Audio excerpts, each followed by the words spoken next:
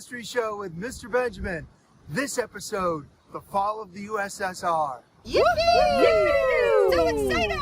It's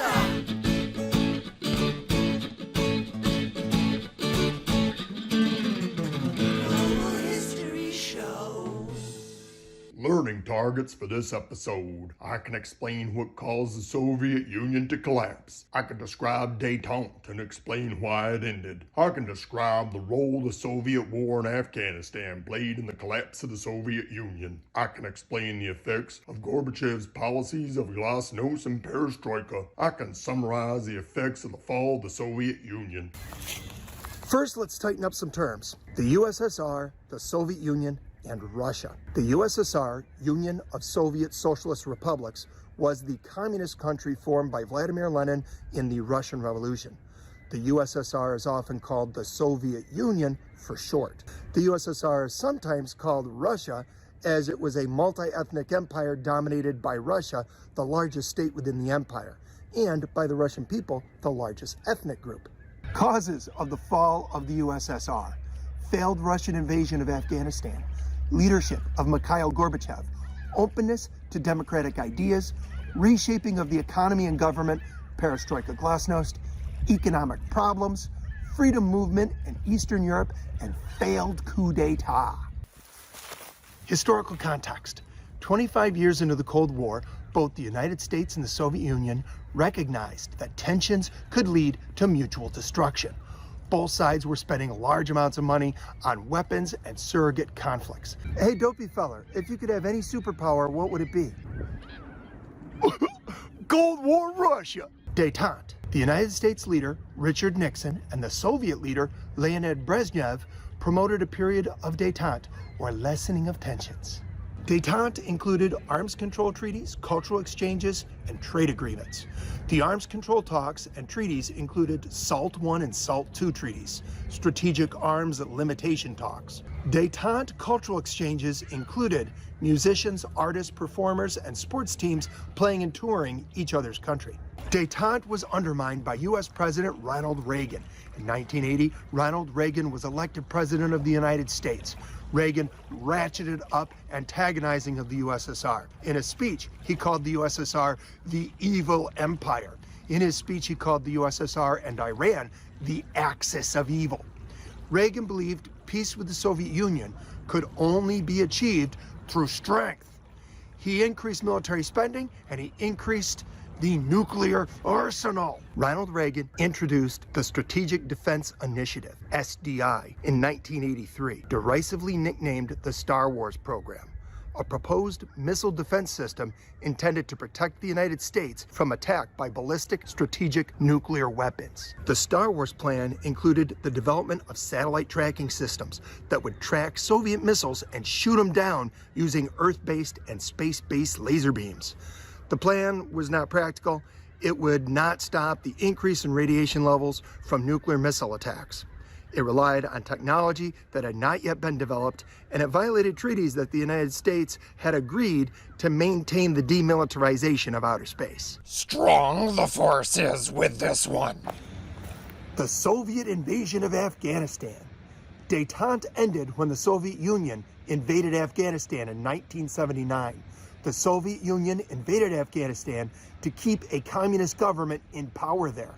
A rebel group, the Mujahideen, or Holy Warriors, took up arms against the Soviet-supported government. The Holy Warriors? That's the name of my church bowling team. The people of the United States and Western Europe, who were wary of Soviet aggression, were convinced by this invasion that the Soviet Union was an aggressor nation. The United States increased military spending to match an overestimation of Soviet military strength. A renewed arms race was on. The United States supported the Mujahideen, or the rebels of Afghanistan. The United States trained and supplied them with arms. Americans supplied shoulder-launched missiles, devastated Soviet helicopters, which were essential to transporting soldiers through the rough terrain of Afghanistan. As dead Russian soldiers' bodies returned to the USSR, the war became unpopular. The Soviet occupation dragged on for 10 years, draining funds from the USSR. The Soviet war in Afghanistan undermined Russian confidence in the government and damaged the Soviet economy. Soviet leader Mikhail Gorbachev withdrew Russian forces from Afghanistan. Afghanistan had won.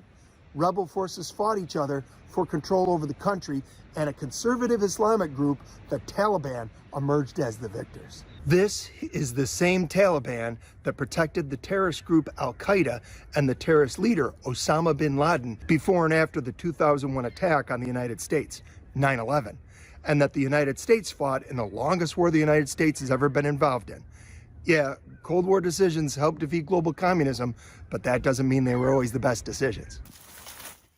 Leadership of Mikhail Gorbachev. In 1985, the new Soviet leader, Mikhail Gorbachev, recognized the difficulties the USSR was facing. He pulled troops out of Afghanistan and began two notable reform policies, perestroika and glasnost. The USSR state-run, state-owned command economy was failing. Gorbachev had a goal to stimulate economic growth and to make industry more efficient. To do this, he instituted perestroika, or economic restructuring. Perestroika encouraged capitalism within the Soviet Union. Some state-owned businesses were sold. Perestroika had some negative effects, including increased inflation and shortages of food and medicine. Many people lost their retirement pensions. Gorbachev's greatest hits. Perestroika. Perestroika. Perestroika. Economic restructuring.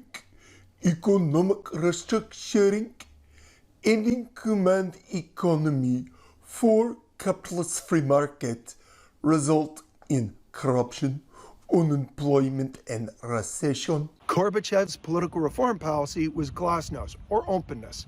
Glasnost ended government censorship and encouraged open discussion of the country's problems.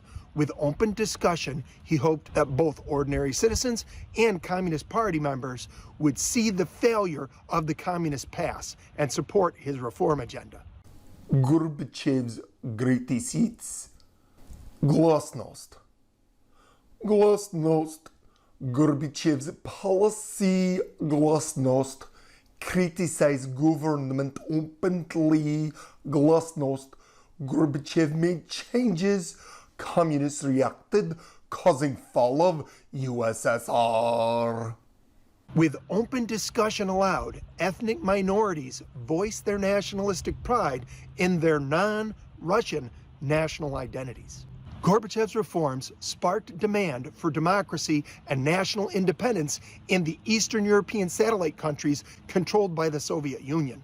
A labor union led by Lech Walesa in Poland, named Solidarity, called for political reform in Poland. The Soviet Union pressured the government of Poland to arrest Lech Walesa and banned Solidarity. International and internal pressure led to free elections. In 1989, Lech Walesa became president of a democratic Poland. This one is for my comrades in Poland. Solidarity in Poland. Political reforms come to me. Poland's people have unity. With Lech Walesa and Solidarity, 1989 won democracy. Since World War II, Germany had been divided into a democratic Western state and a communist Eastern state. The Berlin Wall had been built in 1961 to keep East Germans from fleeing to the West by way of West Berlin. The Soviet Union had kept the German people separated. In 1989, with the Soviet Union withdrawing their support from the East German government, the East German people protested against the communist government, and the German communist government was forced out. In November 1989, the Berlin Wall, the greatest symbol of the Cold War, was torn down. East and West Germany reunited in 1990. Other formerly Soviet-controlled communist governments fell in 1989. Romania, Hungary, Czechoslovakia, and Bulgaria. Yugoslavia achieved the same 1 year later. In reaction to Gorbachev's reforms, hardline communist generals in the military tried to overthrow Gorbachev and restore the Russian Empire. Russian troops were ordered to take over Moscow, the capital city. Russian tanks were rolling through the streets of the capital city.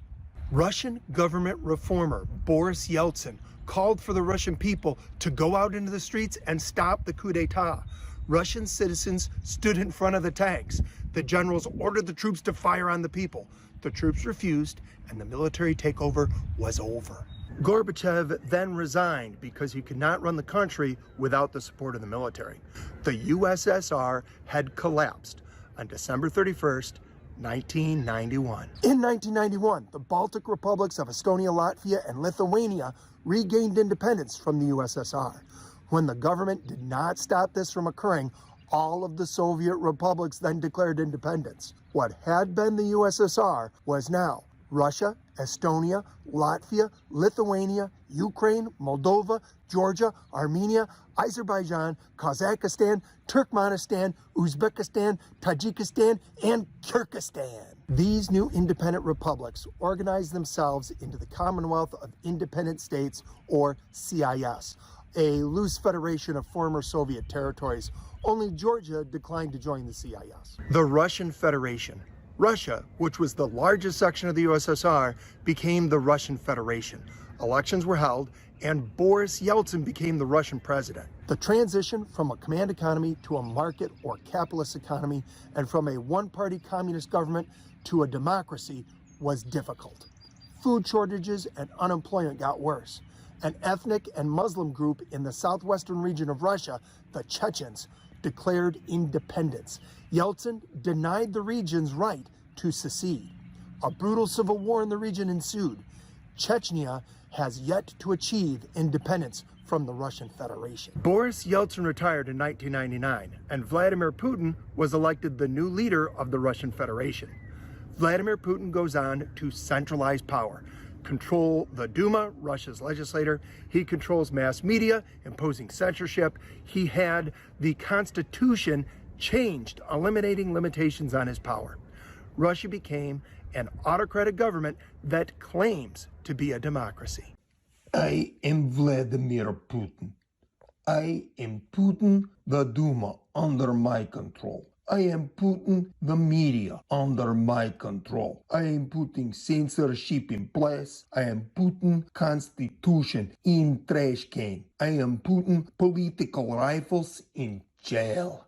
The fall of the USSR had many effects, including formation of the Commonwealth of Independent States, the formation of the Russian Federation. Russia is no longer a superpower, end of the Cold War, economic hardships, conflicts between pro-communist and pro-democratic groups, minority revolts, and civil conflicts. With the end of the Cold War tensions between the USSR and the United States, we do not have everyone anticipating nuclear Armageddon. The United States and the Russian Federation both still have arsenals capable of destroying all of humanity. Mutually assured destruction is still with us. I guess we have to worry about that ugly, bonehead leader of Russia.